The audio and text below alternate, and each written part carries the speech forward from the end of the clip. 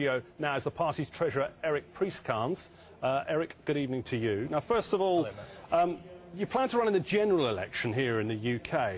Why should anybody vote for you?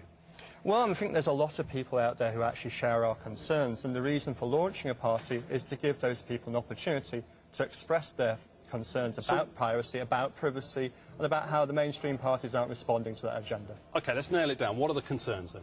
Well, the concern is that in our society we believe in something called sharing. It's a traditional, old-fashioned concept, but with 21st century technology and the way the laws are now, there's no room for sharing anymore. It's either you're buying or you're stealing and no middle ground. Well, let's talk about the record industry says this isn't just sharing, this isn't just doing a tape for your mate. This is somebody, allowing people to leech something 500, 1,000, 100,000 times. The record industry would say that, wouldn't they? And the record industry doesn't talk about all the times when you buy the same music 2 times, 3 times, 4 times from them.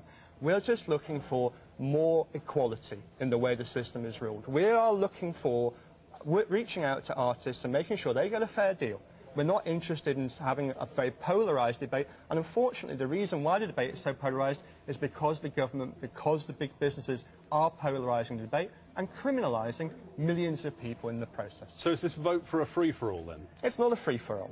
We believe in giving a fair return to creative people, but a fair return doesn't mean the same as I was saying, compressing that middle ground. There must be room for sharing in our society. So is this basically, if we vote for you, you'll bring in laws, you'll change the laws so that we can use torrent sites and have no sort of recrimination? Is that? Well, torrent sites aren't then by themselves illegal. Well, no, OK, but it's the what's point on them. is, yeah. The point is it right for you to perhaps use technology where you and your friends share material in the way that you would have lent them a book in days gone by? Why not? Even if you get a seat in the Commons, you're not going to have much of a voice, are you? I mean, even if you say you get that one seat, it's dominated by, essentially 2 big parties. Wouldn't it be better just sort of joining up with Conservative or Labour and kind of lobbying through them? Democracy is about participation, is it not?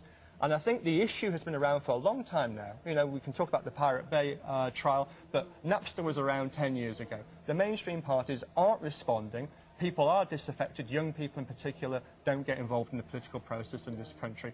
If, at the end of the day, mainstream parties respond to this agenda, the purpose of the party is diminished. But we're here now and we're seeing that there is a lot of appeal and support for what we're saying.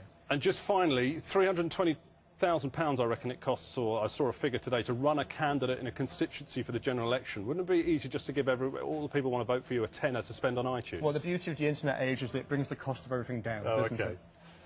All right, thank you very much, Eric, for explaining that to us. We've just got some breaking news coming into us via the AP, this news agency, is concerning the England-Holland friendly tonight. Police in Amsterdam saying 15 people have been arrested.